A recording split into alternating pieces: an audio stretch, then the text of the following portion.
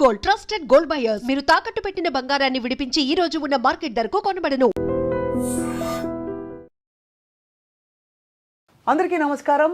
మొన్న president Trump స్వేరింగ్ in తర్వాత and అంతకుముందు ఆయన హయాం రాబోతోంది అని తెలియగానే కూడా అందరి మనసుల్లో చాలా ప్రశ్నలు వచ్చేసాయి.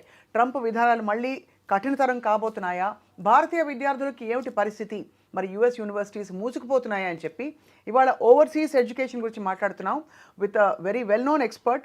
విదేశ్ కన్సల్ట్స్ సాయినాథ్ గారు ఇస్ బ్యాక్ విత్ అస్. ముఖ్యంగా ట్రంప్ విధానాలు యుఎస్ వెళ్ళడానికి భారతీయ విద్యార్థులపై ఏం ఎఫెక్ట్ చూపించబోతున్నాయి, మరి ఆల్టర్నేటివ్స్ ఏమిటి అన్నీ అడిగి తెలుసుకుందాం.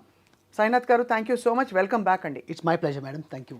ట్రంప్ కూడా వెల్కమ్ బ్యాక్ అని చెప్పాలా లేదా అర్థం కావట్లేదు, బికాజ్ ఆల్రెడీ రావడం మనకి బర్త్ రైట్ సిటిజన్షిప్ వద్దని తీసేయడంతో పాటు చాలా విధానాలు ఆయన ప్రవేశపెడతారు. వాట్ అబౌట్ స్టూడెంట్స్ అండి? సో ఇది ఖచ్చితంగా యాక్చువల్గా ఏంటంటే ఒక matter of very serious concern అండి.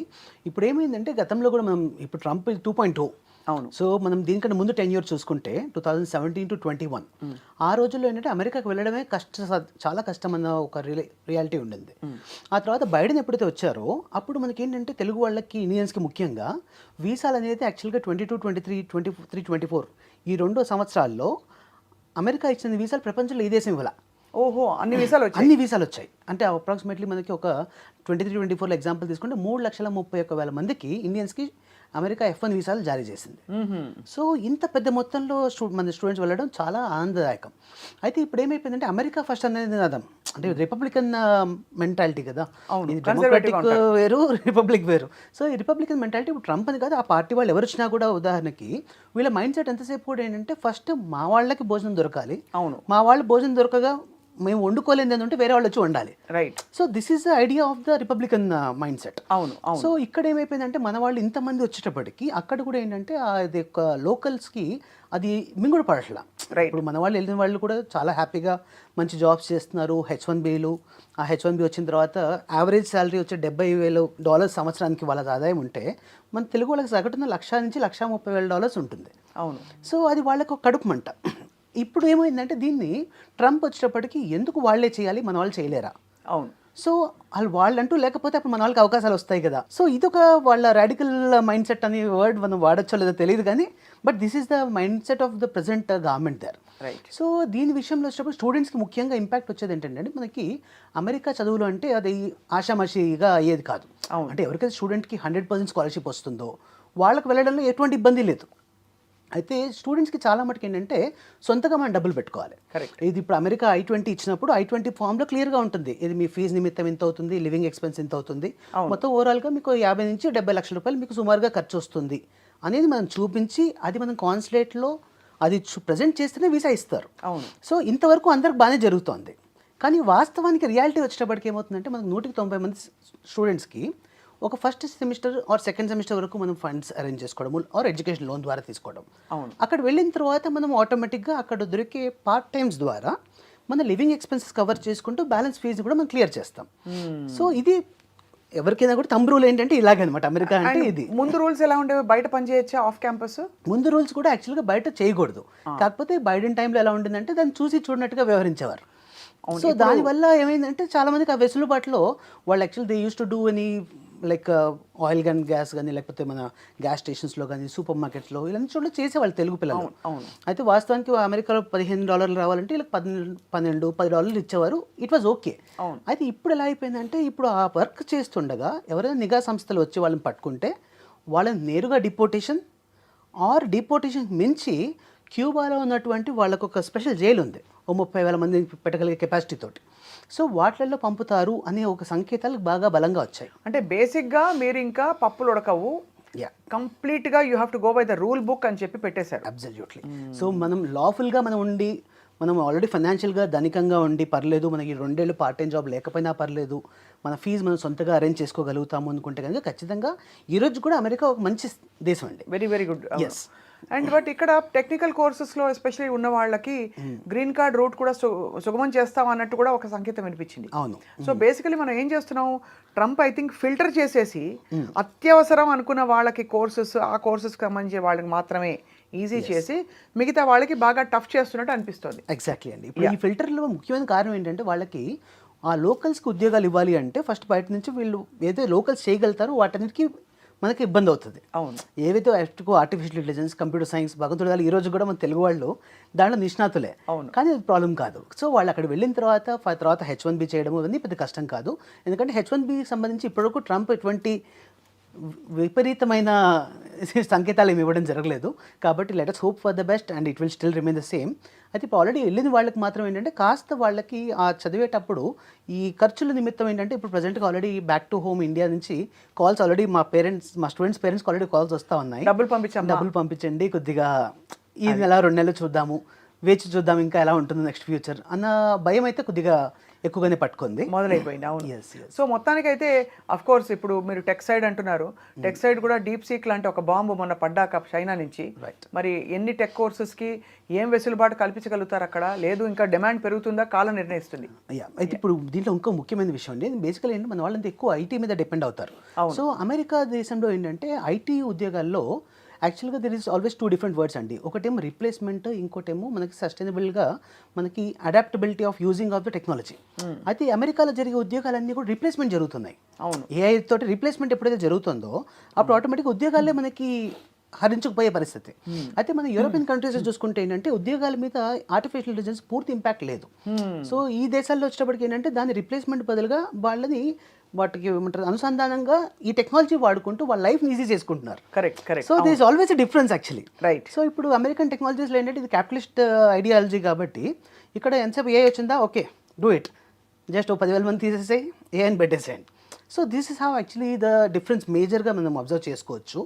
కాబట్టి ఇప్పుడు ఈ మూమెంట్లో కొద్దిగా ఏంటంటే స్టూడెంట్స్కి వెళ్ళే వాళ్ళకి కాస్తగా జాగ్రత్తగా చూసుకుని మనం అది ప్లాన్ చేసుకోవడం మంచిదని చెప్తాం. ఏదేమైనా సరే ఇకపై అంటే అమెరికాకు వెళ్దాం చదువుకోవడానికి అని ప్లాన్ చేస్తున్న వాళ్ళకి చిన్న స్పీడ్ బ్రేకర్ అయితే పడింది. ఖచ్చితంగా పడి ఇప్పుడు అమెరికాకు వస్తే వాట్ నెక్స్ట్, ఏ కంట్రీస్ ఉన్నాయన్న అన్వేషణ మొదలైంది. సో ఇప్పుడు చెప్పండి, ఇప్పుడు మనం విదేశ్ కన్సల్ట్స్ మాట్లాడుకుందాం. సో ఖచ్చితంగా అండి, ఇప్పుడు యాక్చువల్గా ఏంటంటే Videsh consults since beginning actually almost like from last 18 years we been very active for promoting European education.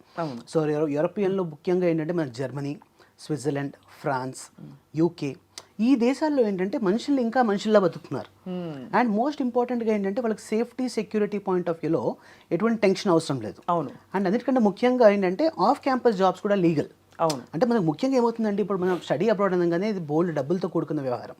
So ఇక్కడ ఫస్ట్ థింగ్ పేరెంట్స్కి ఏంటంటే ఎక్కువ లోన్స్ తీసుకోకుండా, ఎందుకంటే ఈ దేశాల్లో ఫీజులు వచ్చేటప్పుడు సంవత్సరానికి 10 లక్షలు అంతకన్నా తక్కువ ఉంటుంది, 7 లక్షల నుంచి 10 లక్షల లోపు. ఆ తర్వాత కాస్ట్ ఆఫ్ లివింగ్కి పూర్తిగా వీళ్ళు పార్ట్ టైం మీద డిపెండ్ అయినా ఎటువంటి ఇబ్బంది లేదు, బికాస్ ఆఫ్ క్యాంపస్ జాబ్స్ కూడా లీగల్గా చేసుకోవచ్చు. సో వారానికి 20 గంటలు, ఇక్కడైనా 20, అక్కడైనా 20. ఇంకా జర్మనీ లాంటి దేశాల్లో 24 గంటలు చేసుకోవచ్చు. ఒక ₹4 ఎక్కువనే వాళ్ళకి సేవింగ్స్ చేస్తూ ఒక 1.5 year వాళ్ళు ఫీజు కట్టుకోగలిగితే మిగతాదంతా కూడా వాళ్ళు అక్కడే ఆన్ చేసుకుని అక్కడే చేసుకోగలుగుతారు. రైట్. తర్వాత ఇంకొక ముఖ్యమైన విషయం ఏంటంటే వీళ్ళకి ఇక్కడ ఉద్యోగ అవకాశాలు అండి. మనకేంటంటే ఇవన్నీ టెక్ బేస్డ్ కంట్రీస్. సో ఈ టెక్ బేస్డ్ కంట్రీస్లో మన వాళ్ళకి ఏంటంటే ఐటీకి వాళ్ళకి చాలా జాబ్ స్కోప్ ఎక్కువగా ఉంది. ఇప్పుడు మాకు ఇన్ని ఇయర్స్ ఆఫ్ ఎక్స్పీరియన్స్లో నేను ఇప్పటివరకు ఎవరినైతే ఆల్రెడీ స్విట్జర్లాండ్ కానీ, జర్మనీ కానీ, ఇటలీ కానీ పంపించున్నామో వీళ్ళు ఇక్కడ ఎంఎస్ చేశాక నాకు అక్కడ జాబ్ రాలేదు, నేను తిరిగి వస్తున్నాను అన్న సందర్భాలు లేవు. అవును. సో బికాజ్ ఇక్కడ ఎక్కడైనా ఐటీలో జాబ్స్ అనేది అమెరికాలో అయినా అదే జాబ్ చేయాలి, ఇక్కడైనా అదే జాబ్ చేయాలి. అయితే ఇక్కడ అవకాశాలు ఎక్కువ అండ్ కాంపిటీషన్ తక్కువ. రైట్. సో ఇక్కడ ఏంటంటే 3 లక్షల మంది వీసాలకి అయితే ఇవ్వలేదు ఇక్కడ. సో ఆబ్వియస్లీ ఇక్కడ ఇంకా ఆ గ్యాప్ ఉంది. ఆ గ్యాప్ని ఈ టైంలో యూజ్ చేసుకుంటే వీళ్ళకి నీష్ మార్కెట్లోకి వీళ్ళు ఎంటర్ అవ్వగలుగుతారు. రైట్. ఏ కోర్సెస్ ఈ యూరోపియన్ కంట్రీస్లో బాగా పాపులర్ అవుతున్నాయి? ఇప్పుడు అమెరికా అనగానే మీరు అన్నట్టుగా ఐటీ కోర్సెస్ ఎక్కువ ఉంటాయి, కాకపోతే బహుశా ఇప్పుడు కొత్తగా పుంజుకుంటున్న మరి ఇతర కోర్సులు కూడా కొన్ని అండర్ గ్రాడ్ లెవెల్లోనే చాలా మంది వెళ్తున్నారు. But for either undergrad or even grad school, what is a good stream of education? Stream of education ఏంటంటే మనకి యూరోపియన్ కంట్రీస్లో ఎప్పుడు కూడా అనాదిగా వాళ్ళది it's not just only IT. So IT ఏంటంటే ముఖ్యంగా అమెరికాలో ఎక్కువగా ఐటీ కానీ, బట్ వేరేస్ European countries IT is one of the prominent field. దాన్ని అలా ఉంచుతూనే మెకానికల్, ఎలక్ట్రికల్, ఎలక్ట్రానిక్స్, తర్వాత బయోటెక్నాలజీ, లైఫ్ సైన్సెస్, ఫార్మసీ, తర్వాత నెక్స్ట్ మేనేజ్మెంట్, ఈ అన్ని ఫీల్డ్స్కి కూడా ఈ దేశంలో ఎక్కువ అవకాశాలు ఉంటాయి. Because when we talk about a country, ఇక్కడ ఉన్న మెయిన్ ప్లస్ పాయింట్ ఏంటంటే ఒక స్టూడెంట్కి ఉదాహరణకు ఒక జర్మనీ వీసా వచ్చింది, లేకపోతే స్విట్జర్లాండ్ వీసా వచ్చింది. ఆ వీసా వాళ్ళకి మరొక 26 దేశాలకి వీసా అవుతుంది. రైట్. ఇప్పుడు అమెరికాలో టెక్సస్ వీసా వస్తే కాలిఫోర్నియాకి ఎలా అయితే వెళ్ళొచ్చో, అలాగే ఇప్పుడు జర్మనీ వీసా వస్తే వాళ్ళు స్విట్జర్లాండ్ కానీ, ఫ్రాన్స్ కానీ, స్పెయిన్ కానీ ఏ కంట్రీకైనా వాళ్ళు వెళ్ళి జాబ్ చేసుకోగలుగుతారు. సో ఈ వెసులుబాటు వల్ల ఏమవుతుందంటే those they study in one country, they are automatically having employability option with 27 countries. Okay, అంటే కానీ ఎంప్లాయబిలిటీ ఆప్షన్ ఉన్నప్పటికీ ఎంప్లాయ్మెంట్ అంత ఉందా అని? ఖచ్చితంగా అండి. ఇప్పుడు యాక్చువల్గా ఎంప్లాయబిలిటీ రేషియో చూసుకుంటే మనకి లెస్ దెన్ 3% అండి. చాలా దేశాల్లో కంపేర్ చేస్తే, మన అమెరికాతో కంపేర్ చేసినా కూడా యూరోపియన్ కంట్రీస్లో ముఖ్యంగా Germany or France or Switzerland ఇవి ఎంప్లాయబిలిటీ రేట్లో 97% ఉన్నాయి, which is like top among the world's this thing. తర్వాత ఇంకోటి ఎంప్లాయ్మెంట్ సెక్యూరిటీ అండి. ఎంప్లాయ్మెంట్ రావడం ఒకటి, దాన్ని నిలదొక్కుకోవడం ఒకటి. అవును. ఈ నిలదొక్కుకోవడం విషయంలో ఏంటంటే అమెరికాలో ఏంటంటే మనకి ఏదైనా రోజు పింక్ స్లిప్ ఇచ్చేయచ్చు. అది ఇచ్చినప్పుడు ఆబ్వియస్ క్యాపిటలిస్టిక్ ఐడియా కాబట్టి దాంట్లో అది అలౌడ్. బట్ వేరేస్ ఇక్కడ యూరోపియన్ కంట్రీస్లో ఏంటంటే once you are working for 6 months in any company, you are part of a social security member. ఓహో. సో ఆ మెంబర్ అయినందువల్ల unless company gets laid off, company పూర్తిగా తీసేస్తే తప్ప ఎంప్లాయీని తీసే అవకాశం వాళ్ళకి లేదు. And if at all they have to do, they have to compensate with 18 months of salary, right, without any proper reason. కాబట్టి ఇక్కడ ఏంటంటే ఉద్యోగం మీద వాళ్ళకు ఉండే ఒక భరోసా ఎక్కువ. అంటే ఇక్కడ మన గవర్నమెంట్ జాబ్ వస్తే ఎంత రిలాక్స్గా ఉంటామో, యూరోపియన్ కంట్రీస్లో ఏ జాబ్ వచ్చినా కూడా అంత రిలాక్స్గా ఉండొచ్చు. అది సో బేసికలీ ఇప్పుడు మరి యూరోపియన్ కంట్రీస్లో యూనివర్సిటీ స్కెడ్యూల్స్ ఎలా ఉంటాయండి? సో సెమిస్టర్ సిస్టమ్ కాబట్టి what is the normal time ఎక్కువ అక్కడ ఆ దేశాలకు వెళ్ళి? సో ముఖ్యంగా ఏంటంటే ఇంటేక్స్ వచ్చి మనకి 2 ఇంటేక్స్ ఉంటాయండి. ఇప్పుడు ప్రజెంట్గా మార్చ్ ఇంటేక్, ఆ తర్వాత కమింగ్ సెప్టెంబర్ ఇంటేక్. అయితే కొన్ని యూనివర్సిటీస్లో మనకు మే ఇంటేక్ అండ్ జూన్ ఇంటేక్ కూడా ఉన్నాయి. సో ఇక్కడ ఏంటంటే ఎంట్రీ అనేది ఇబ్బంది కాదు.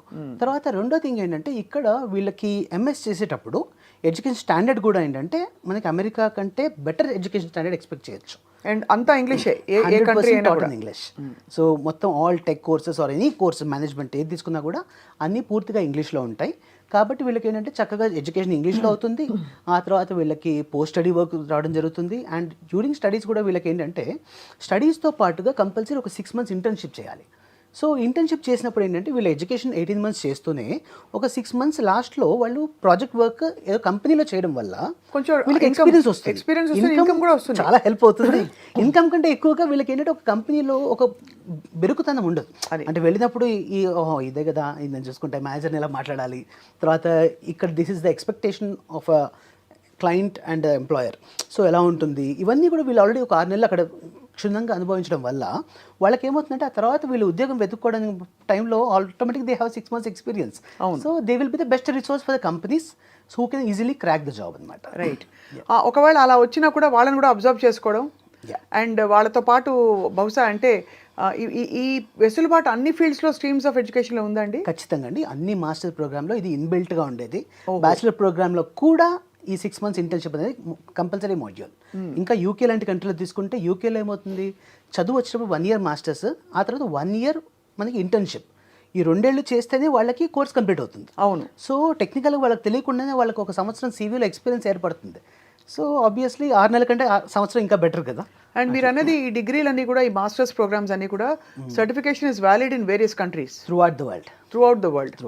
అండ్ ఇందులో మీకు స్పెసిఫిక్గా ఏదైనా కంట్రీని మీరు ప్రత్యేకంగా రికమెండ్ చేస్తారా in terms of ideal living conditions కావచ్చు, సేఫ్టీ కావచ్చు? ఇప్పుడు పిల్లల్ని ఇక్కడ నుంచి పంపాలంటే అమెరికా అంటే మీరు కేకేస్తే ప్రతి 10 మందిలో 2 తెలుగు వాళ్ళు కనిపిస్తారు. అవును. బట్ ఈ యూరోపియన్ కంట్రీస్లో పరిస్థితి ఎలా ఉందండి? ఇప్పుడు యూరోపియన్ కంట్రీస్లో కూడా ఏంటంటే చాలా మటుకు awareness, thanks to the social media and ఇది చాలా మందికి అవేర్నెస్ బాగా పెరిగింది. సో ఈ రోజు ఏంటంటే ఇటలీ, జర్మనీ, స్విట్జర్లాండ్, యూకే ఈ 4 దేశాలు కూడా స్టూడెంట్స్ చాలా ఆసక్తి చూపిస్తున్నారు. ఈ 4 బ్యూటిఫుల్ కంట్రీస్ అండి అన్ని, అసలు ఆసమ్ ప్లేసెస్. యాక్చువల్లీ వాళ్ళకి ఏంటంటే డ్యూరింగ్ దిస్ స్టడీస్ టైంలో కూడా వాళ్ళు చాలా బెస్ట్ ప్లేసెస్లో ఉంటారు. దాంతోపాటు మేజర్గా ఏంటంటే ఇక్కడ ఈ 4 దేశాల్లో కూడా మనుషులు ఇంకా మనుషులుగా ఉన్నారు. అంటే ఉరుకులు పరుగులు కాకుండా ప్రశాంతంగా ఒక మనిషి ఎదురుపడ్డప్పుడు హాయ్ అని చెప్పడం ఇంకా కల్చర్లో ఇంకా ఉంది. సో ఇలాంటి మంచి ప్లేసెస్లో ఉన్నప్పుడు వీళ్ళకి ఏంటంటే పీస్ఫుల్ లివింగ్ ఒకటి, ఆ తర్వాత క్వాలిటీ ఆఫ్ లైఫ్ ముఖ్యంగా ఈ 4 దేశాల్లో కూడా వీళ్ళకి ఎడ్యుకేషన్ స్టాండర్డ్స్ బాగుంటాయి. అండ్ ముఖ్యంగా ఏంటంటే వాళ్ళకి సేఫ్టీ సెక్యూరిటీలో ఈ గన్ కల్చర్స్ ఇలాంటివి ఉండవు. So obviously they are absolutely at home, so కంఫర్టబుల్గా ఉండొచ్చు. అండ్ ఇండియాకి కూడా మన జర్నీ టైం చూసుకున్నా కూడా అమెరికా 24 hours జర్నీ పడుతుంది. బట్ వెరస్ ఇక్కడ 8 to 10 hours మనం ఫ్లై అయిపోవచ్చు, సింగిల్ ఫ్లైట్లో ముగించేసేయచ్చు. ఓవరాల్గా ఇప్పుడు ఎంతమంది తెలుగు విద్యార్థులు ఉన్నారండి ఇక్కడ ఈ కంట్రీస్లో? ఇప్పుడు అప్రాక్సిమేట్లీ మన యూరోపియన్ కంట్రీస్ ఎగ్జాంపుల్ జర్మనీ తీసుకుంటే జర్మనీకి లాస్ట్ ఇయర్ 70,000 మంది అప్లికేషన్ చేయడం జరిగింది. అండ్ యూకే చూసుకుంటే అది కూడా ఆల్మోస్ట్ 70,000 మంది. తర్వాత ఇటలీకి దాదాపు ఒక 16,000 మంది స్టూడెంట్స్ అప్లై చేయడం జరిగింది. స్విట్జర్లాండ్ కొంత నెంబర్స్ తక్కువ ఉన్నా కూడా యాక్చువల్గా ఎక్కువ అవకాశాలు స్విట్జర్లాండ్లో కూడా ఉన్నాయి. విచిత్రం చాలా. స్విట్జర్లాండ్ లాంటి అందమైన కంట్రీలో ఎవరు వద్దనుకుంటారు, ఎందుకు వద్దనుకుంటారని ఇంకా అవగాహన లేకంటారా? మెయిన్గా అవగాహన లేకండి. మీకు ఏమవుతుందంటే స్విట్జర్లాండ్ వచ్చేప్పటికి పబ్లిక్ యూనివర్సిటీస్, ప్రైవేట్ యూనివర్సిటీస్ రెండు ఉంటాయి. సో చాలా మందికి ఏంటంటే పబ్లిక్ యూనివర్సిటీలో రాదు అనుకుంటారు, ప్రైవేట్ యూనివర్సిటీని ఎఫర్ట్ చేయలేదు అనుకుంటారు. ఈ రెండు అపోహలే. సో అడగంది అమ్మ కూడా అన్నం పెట్టదు.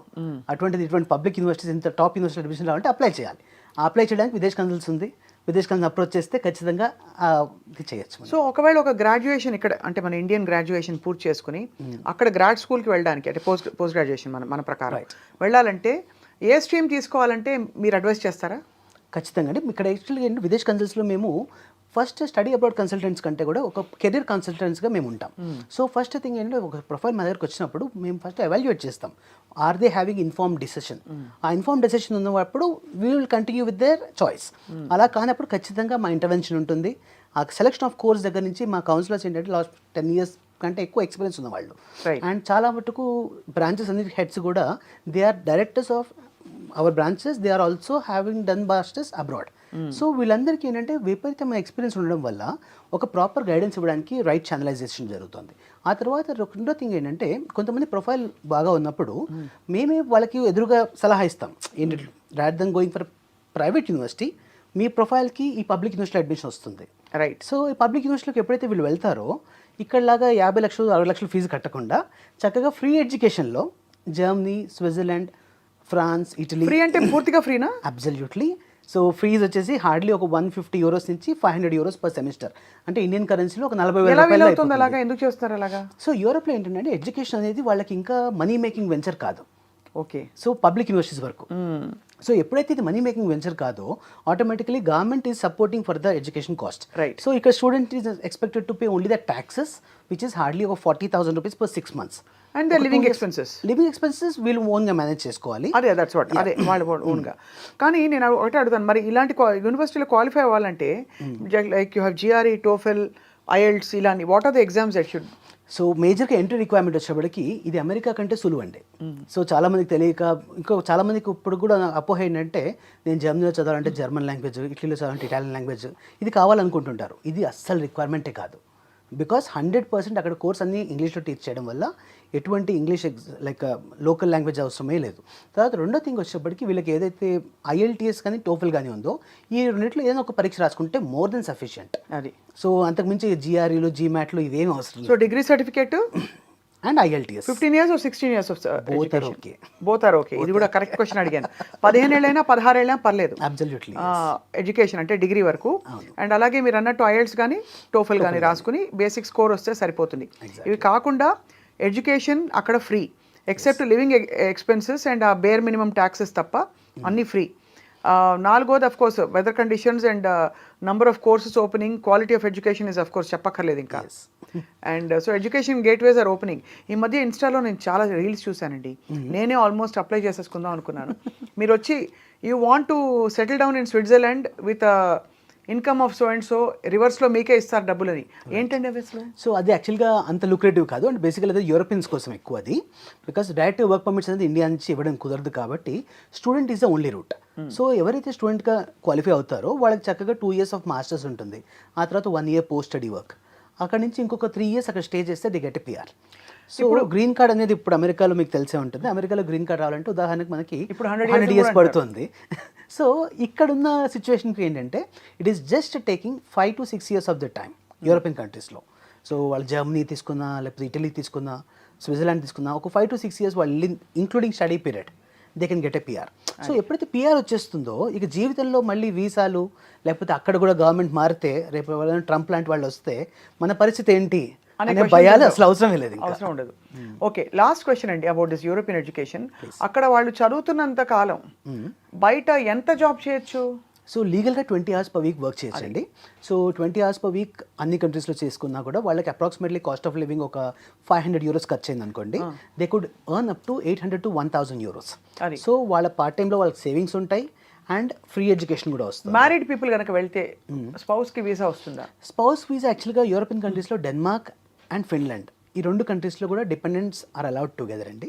సో ఇక్కడ ట్యూషన్ ఫీజు వచ్చే అప్రాక్సిమేట్లీ 10 lakhs వరకు అవుతుంది టోటల్ కోర్స్ ఫీజు. దాంతో హస్బెండ్ అండ్ వైఫ్ ఇద్దరు కూడా ఒకటేసారి ఫ్లై చేయొచ్చు. మిగతా యూనివర్సిటీస్లో స్పౌస్ని తీసుకెళ్ళడం ఇబ్బంది ఆ 2 ఇయర్స్ పాటు. Yes. వాట్ అండ్ ఫైనలీ దీనికి ఏమైనా ఏజ్ బార్ ఉంటుందా అప్లై చేసుకోవడానికి? నథింగ్ అండి. ఇప్పుడు యాక్చువల్గా మనకి ఏంటంటే up to 10 years of bachelors తర్వాత కూడా గ్యాప్ ఉన్నా కూడా ఈజీగా యాక్సెప్ట్ చేస్తారు. Up to 10 years. Yes. కానీ మధ్యలో సడన్గా I want drop my job and go and migrate మాలాంటి వాళ్ళకి ఎవరు? అది కూడా అవకాశం ఉంది, ప్రొవైడెడ్ మనకి ఏంటంటే ఇక్కడ వీసా ఆఫీసర్స్ వాళ్ళు చాలా కేస్ టు కేస్ వర్క్ చేస్తారు. Right. యూఎస్ లాగా మనకు ఆన్ ద స్పాట్ ఒక సెకండ్లో మొహమ్ని చూసి మొహం నచ్చితే ఎస్ లేకపోతే నో చెప్పడం కాకుండా ఇది డాక్యుమెంట్ బేస్డ్ కాబట్టి మనకి ఇన్నాళ్ళు ఏం చేస్తున్నాము, మా ప్రొఫెషనల్ గ్రోత్ ఇది, ఇప్పుడు ఇక్కడ నుంచి నాకు ఆ కోర్స్ చేయడం ఎందుకు ఇంపార్టెంట్ అనేది మనం కరెక్ట్గా ఎస్టాబ్లిష్ చేయగలిగితే 100% వీసాలు వస్తాయి. And success rate of visa కూడా ఏంటంటే ఇప్పుడు చాలా బెటర్గా ఉంది. టచ్ వుడ్ ఇప్పుడు మాకు జర్మనీ కానీ యూకే కానివ్వండి, we're setting at 100% visa success rate. That's amazing because యూఎస్లో మనకు తెలిసి ఇదివరకు 20% ఉండేది. Yeah. ఇప్పుడు ఈ కొత్త విధానాలతో ఎంత ఉంటుందో we have to wait and watch. Absolutely. Sainath garu, very very thoroughly engaging and very very interesting useful conversation. తప్పకుండా నేను ఎప్పుడైనా చదువుకోవాలంటే ఎంత లేట్ అయినా మీ దగ్గరికి వస్తాం. ఇట్స్ మై ప్లెజర్ అండి. Thank you. Always We'll meet happy to again. help all our students. Thank you so much.